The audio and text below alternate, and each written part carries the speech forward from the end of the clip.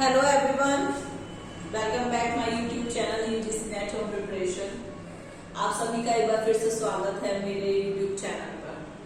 तो चलिए हम स्टार्ट करते हैं। मैंने अपने पिछले वीडियो में आप लोगों को बताया था कि सोशियोलॉजी प्राइवेट के जो बच्चे हैं उनके लिए मैं जो वीडियोस तैयार कर रही हूँ, तो उसमें पेपर फर्स्ट में हमारा सोशियोलॉजिकल कॉन्सेप्ट ये वीडियो चल रहा था, सोशियोलॉजिकल कॉन्सेप्ट वाला।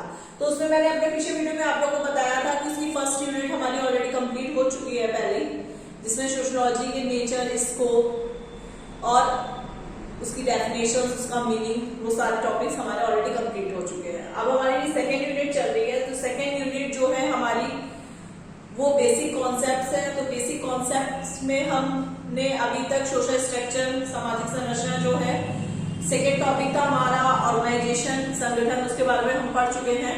अब नेक्स्ट टॉपिक हमारा स्टार्ट हुआ है एसोसिएशन, जिसके बारे में आज हम स्टडी करेंगे।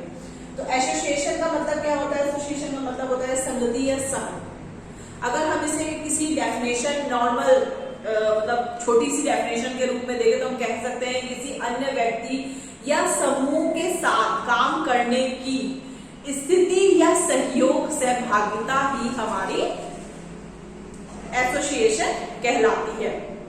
ज्वाइनिंग और वर्किंग विद अनदर पर्सन और ग्रुप, मतलब किसी भी अन्य व्यक्ति या समूह के साथ काम करने की स्थिति या सहभागिता ही हमारी एसोसिएशन कहलाती है।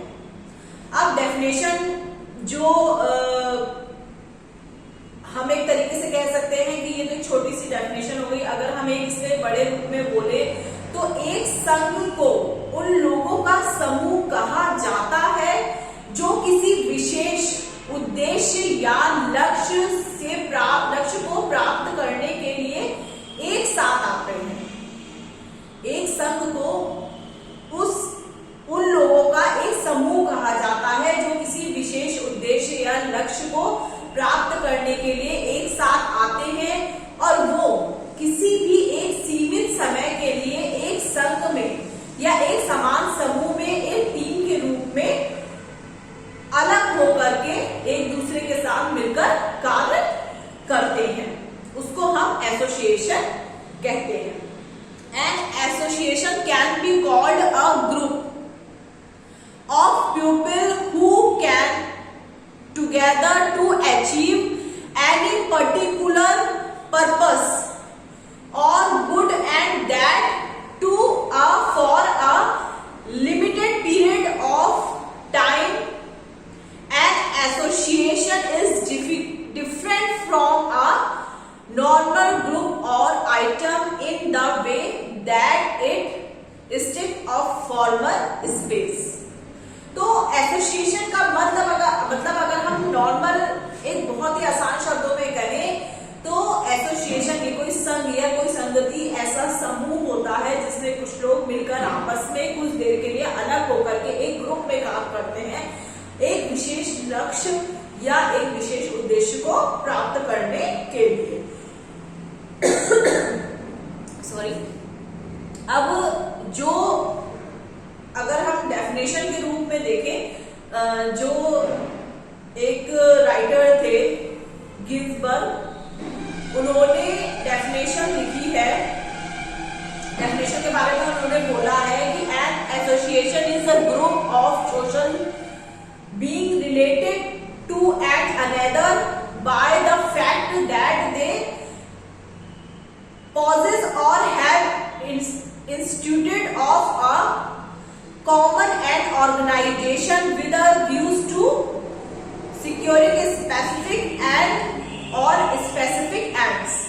यानी एक संघ एक दूसरे से संबंधित सामाजिक प्राणियों का एक समूह है जो इस तथ्य से रिलेटेड है कि उनके पास एक विशिष्ट अंतरण या छोर हासिल करने की दृष्टि से आम संगठन में एक संगठन है या स्थापित किया गया है। मतलब संघ जो है वो एक दूसरे से रिलेटेड सामाजिक प्राणियों का एक ऐसा समूह है जिसके अंतर्गत मनुष्य जो है वो एक साथ मिलकर एक विशेष उद्देश्य या एक विशेष लक्ष्य के लिए आपस में मिलजुल कर कुछ समय के लिए एक कार्य संपन्न करते हैं।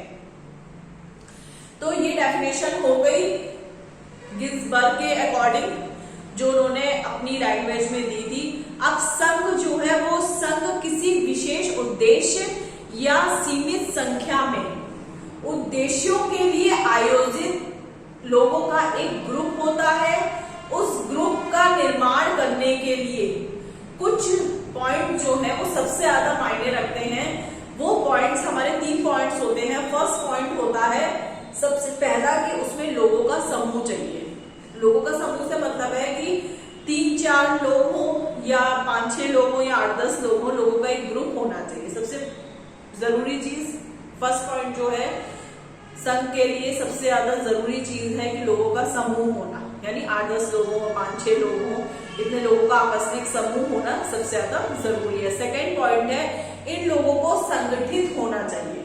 इन लोगों को संगठित होना चाहिए। संगठित से हमारा तात्पर्य हो गया कि समूह में उनके लिए कुछ आचरण संबंधी कुछ नियम कानून होने चाहिए। नियम कानून का मतलब है कि कोई भी ग्रुप बनाया जाता है तो उस ग्रुप में कोई ना कोई नियम कानून जरूर रखा जाता है, ताकि उस ग्रुप के अंतर्गत आने वाले लोग जो है वो अपनी मनमानी ना करके एक पर्टिकुलर एक वर्ग के लिए जिस उद्देश्य के लिए वो कार्य कर रहे हैं उसको वो अच्छे तरीके से पूरा कर सके। तो उसको पूरा करने के लिए एक नियम कानून बनाना जो है ग्रुप के लिए वो बहुत जरूरी होता है, ताकि वो लोग उसके रूल्स एंड रेगुलेशन को फॉलो कर सके। अब नेक्स्ट जो थर्ड है वो है उनके पास एक विशिष्ट प्रकृति का एक सामान्य उद्देश्य होना चाहिए। समान उद्देश्य होने का मतलब है कि उनके पास एक, वो जिस भी ग्रुप के लिए कार्य कर रहे हैं उसके लिए जरूरी है कि उनके पास एक एम होना चाहिए, मोटिव होना चाहिए, जिसके लिए वो एक ग्रुप में रह करके अपने कार्य को पूरा कर रहे हैं। अब एक संघ के लिए, एक एसोसिएशन के लिए अगर हम एग्जांपल देखें तो क्या क्या चीजें हो सकती हैं।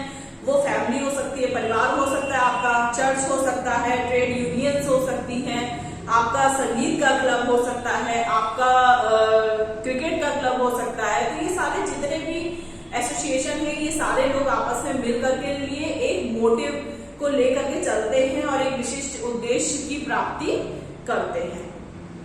तो ये आज मैंने आप लोग को एसोसिएशन से रिलेटेड कुछ छोटा सा आपका जो टॉपिक है उसकी डेफिनेशंस बताई हैं।